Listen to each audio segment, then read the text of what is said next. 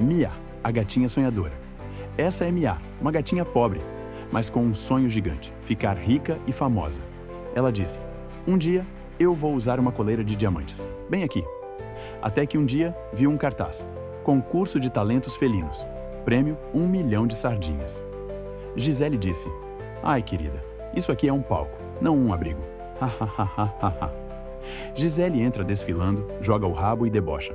Mas Mia nem ligou, dançou como nunca e encantou todo mundo. Se curtiu que Mia dançou bem, deixa like. E a vencedora é Mia.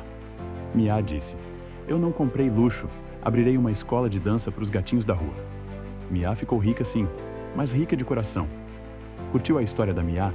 Então dá um like, comenta Mia Rainha e segue a gente para mais histórias fofas e engraçadas.